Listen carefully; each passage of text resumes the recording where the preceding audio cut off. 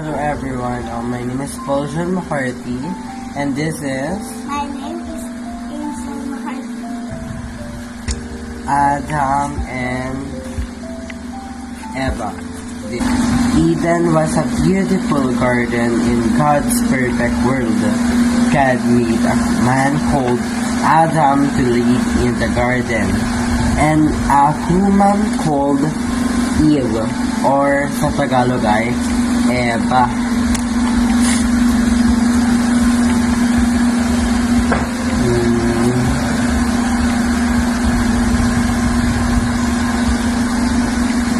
Eve, to be Adam's wife. Alam mo ba yung Adam's wife? Para mapangasawa niya. Yung magiging asawa ni Adam. Sino?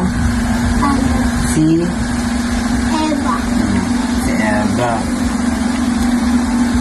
God told Adam and Eve to enjoy Eden. Ang sinabi ni Lord kila Eva at Adan ay mag-enjoy lang doon sa Eden. Alam mo ba Eden? Ay yung magandang lupain like this. Yan. Papakita ko na lang. Yan. Magandang lupain. Maraming mga fruits. And mababa lang mga puno dati. Kaya pwede ka makakuha. Tapos, God had only one rule. Ito yung sinasabi ko. Ito yung rule na dapat tandaan mo. Adam and Eve must not eat fruit from the tree in the middle of the garden. Sila Adam at Eva ay hindi dapat kainin yung prutas na nasa gitna ng garden. Yung ano ulit?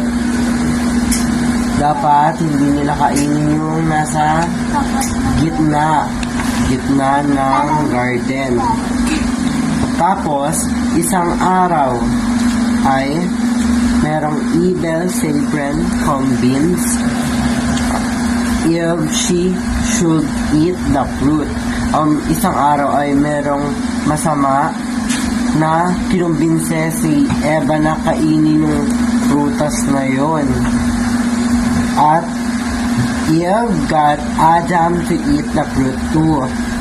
Tapos sinabi niya din yun kay Adam na tara kain ng prutas, ganon. Tapos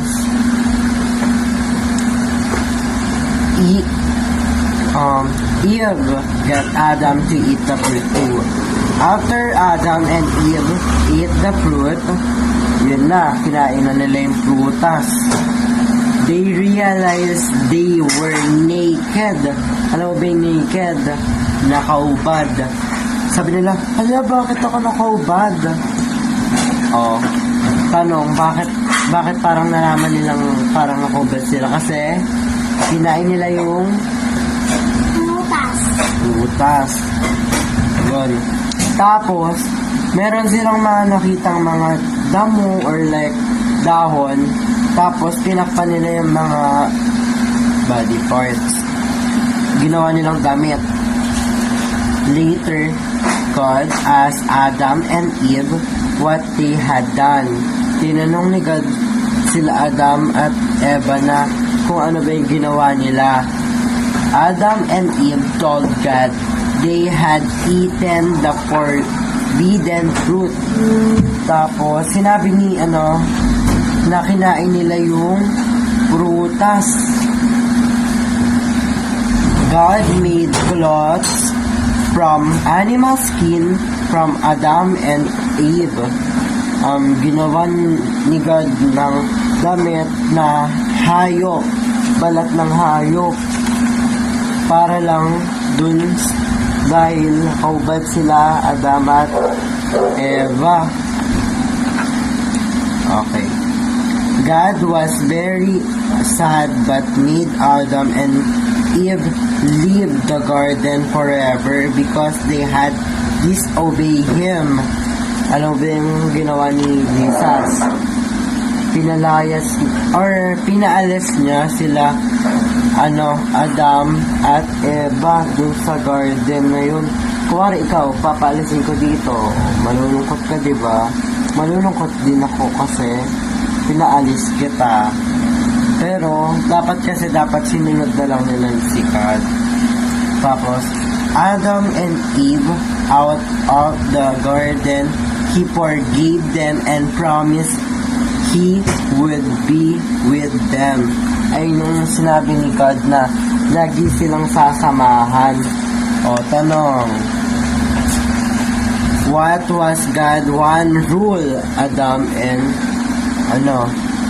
Eve? Ano yung sinabi ni Jesus na ay, wag yan, wag niyang pupuntahan, wag niyo. Ganon. Ano yun?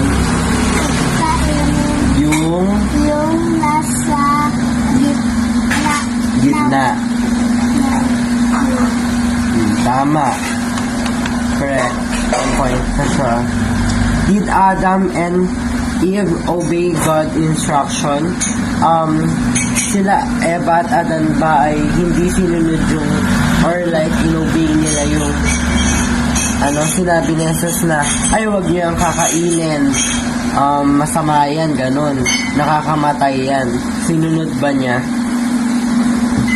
Sinunod niya? Hindi. Okay. What happened when Adam and Eve disobeyed?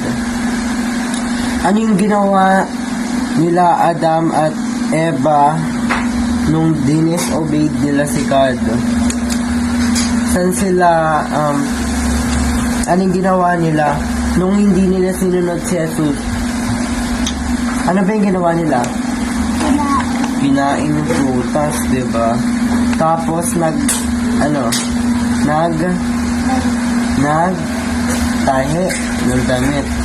Sinabi mo nila kay Jesus. So, yun lang po. So, may papakita lang ako. First of all, wala po dito sa story. Sino yung animal na nagsabi kila Adan at Eva na ay kainin niyo to, masarap to, magiging kapangyarihan niyo si Jesus? Sino yun? snake. Yung snake. Tapos yun lang po. Kaya wala nang nakapasok dun sa Garden of Eden dahil merong mga angel na nakaprotect doon. And this is yan. Okay. Thank you.